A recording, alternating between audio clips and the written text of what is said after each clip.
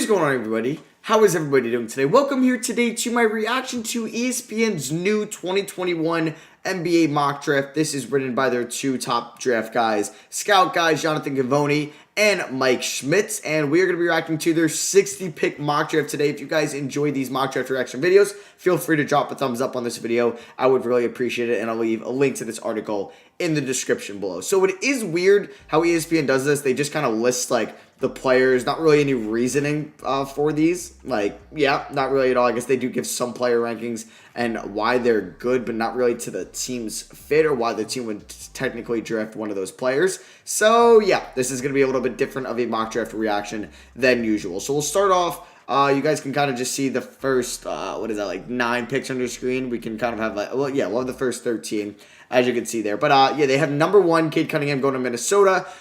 I agree there. There's no doubt about it that he would be selected number 1 overall if Minnesota had the number 1 pick. Would they maybe look to move D'Angelo Russell? I'm sure they would. Would any team want D'Angelo Russell? I don't know. So, yeah, I think that's still a no-brainer.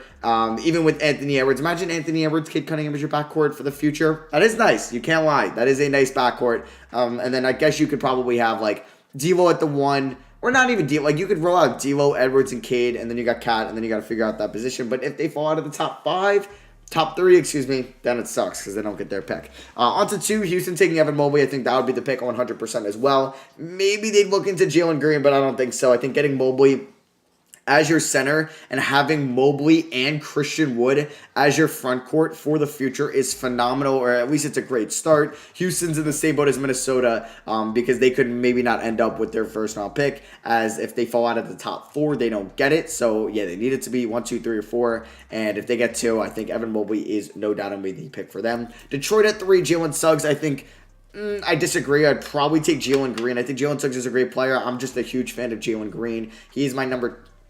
It's weird because I have Cade as my number 1 guy, and then it's probably Mobley my number 2, and then I have Green as my number 3, followed by Suggs and Kuminga, because I just think Green and Killian Hayes would work a lot more than Suggs and Hayes. I think if you draft Suggs to that team, then you're basically not allowing Killian to have the full potential that he has for his position, and that's fine. Like, Suggs should be a way better player than Killian Hayes is, but I just think you can capitalize a lot more out of the backcourt of Jalen Green and Killian Hayes than Jalen Suggs and Killian Hayes. So I disagree with that. I would probably go Jalen Green at 3, but he is Jalen Green going forward to Orlando. I think that's a phenomenal pick for them because they don't really want a Jalen Suggs, I think, because they already have so many ball handlers and ones in Cole Anthony, even RJ Hampton, Markelle Fultz. They kind of need some wings that could shoot the ball. Wouldn't be surprised if they went Kuminga as well over Suggs if that were the case, even though how Suggs had a really good tournament. But, yeah, I think Green, that would be the pick there because I would take him over Kuminga, and then Kuminga at 5 to Cleveland I think is perfect. They don't complicate it. I think Cleveland is another team that would potentially take Jonathan Kuminga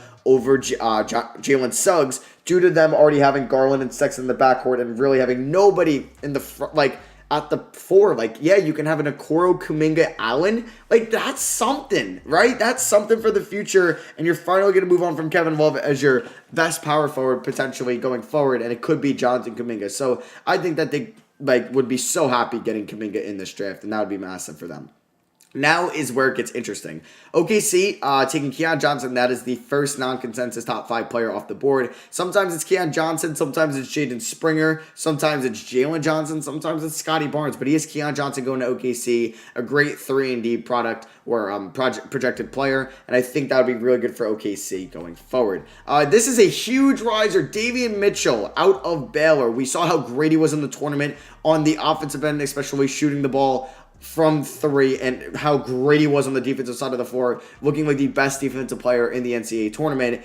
It's just the thing is he will be, what is he, 20? Is he 22 and a half now? So he's going to be 23 come draft time. Is that actually true? If I look up Davian Mitchell age, or this is their age come draft time, I'm curious. So he's 22. Yeah, going into next year's season, he'll be 23 like Obi Toppin. Now, I think he's probably a better player than Obi Toppin, but I just would not take him if you're Washington. You're going to have Westbrook. I think I would go for a more projected, better player down the line in either Jalen Johnson or Scotty Barnes or even Jaden Springer at that time. But maybe if you're looking for somebody at that age, I would probably go Corey Kispert because he gives you some shooting on the perimeter perimeter a little bit more than what you need from Davian Mitchell, even though Davian Mitchell's not a bad three-point shooter. Jalen Johnson from or the pick from Chicago from the Vucevic trade going to Orlando at 8. Like that pick, I think they should just go with project players. Obviously, they're not going to be very good next year. Just add pretty much your best player available, especially if they're young, so you can help develop them. So I think Jalen Johnson would be a great fit for Orlando. Next up, we have Franz Wagner going to the Kings. Now, I think the Kings would look at Wagner.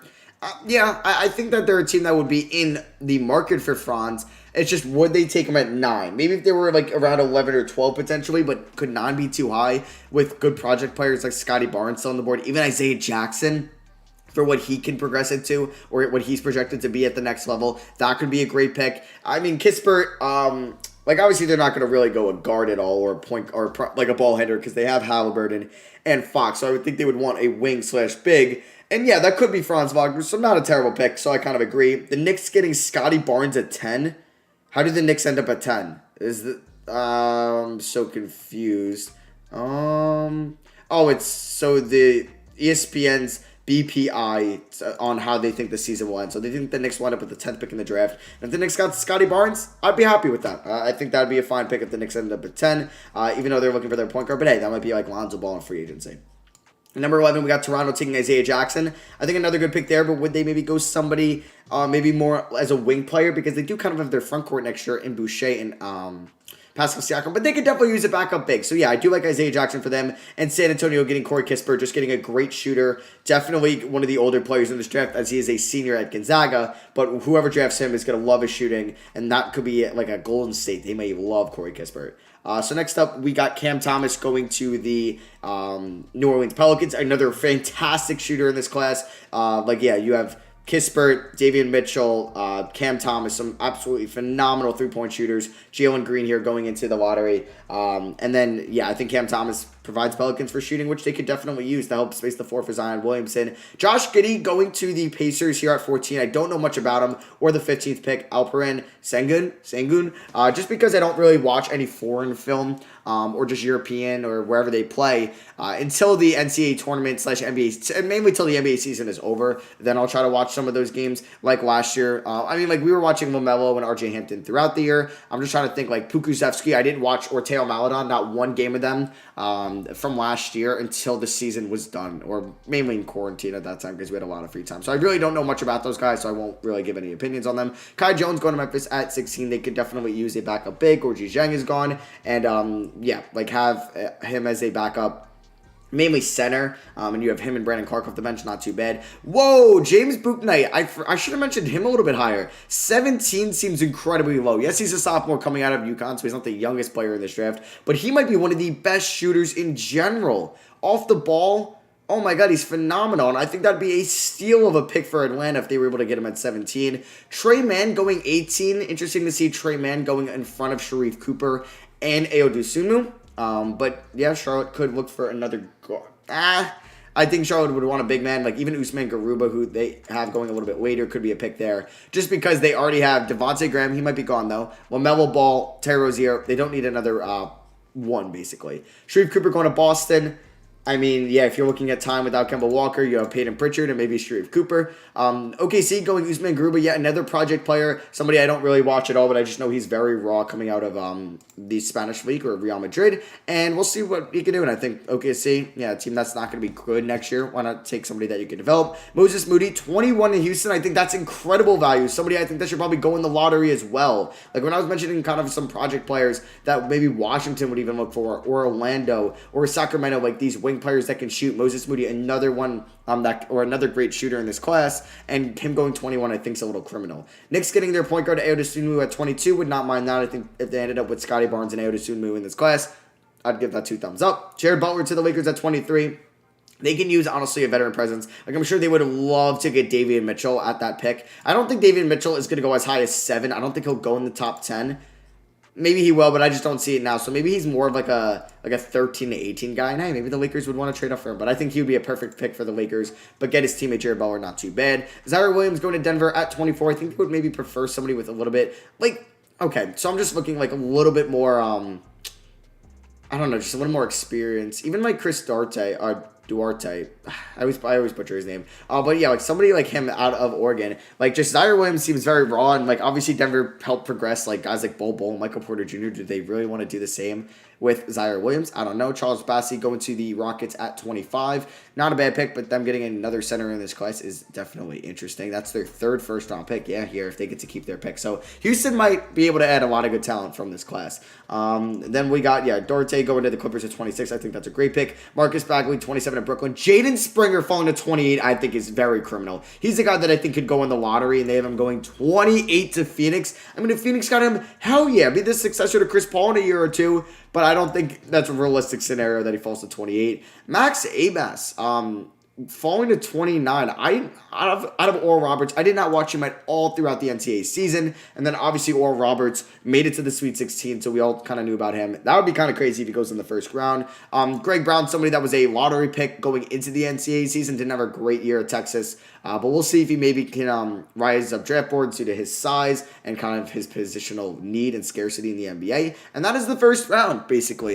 That's pretty much, I reacted to every pick. Here is the second round. We can just kind of scroll down, and then I'll just kind of go over picks that I find that are pretty interesting. So, yeah, Phil Petrusev going to OKC. Don't know much about him. I think Miles McBride would be kind of nice for Orlando, but like a team that could use scoring, and like I don't know, like I think even like the Lakers would be a team that could go after McBride in the first round. BJ Boston was not very good at Kentucky, but the potential is there. I don't know if New Orleans seems like a team that would want him. Maybe it's Orlando, maybe it's Houston, maybe it's OKC that I think would take a chance on BJ Boston. Daron Sharp is pretty good value at 36. Josh Christopher, another great value pick going at 38 to Chicago. I think that would be a fantastic pick if they were able to land him there. Even Keontae Johnson, 39. That's a kind of a great player out of Florida that I think plays way more experience than he actually is. JRE at 46 from Nova. I think is incredible value, getting him at 46. I'm just kind of naming the incredible value picks. Isaiah Todd going 50 does seem a little bit low. Luke Garza at 54, why not? Even though he's a little bit older, screw it. Maybe he'll be a good shooter in the NBA. And that's pretty much it. And Dashi Nix going 58.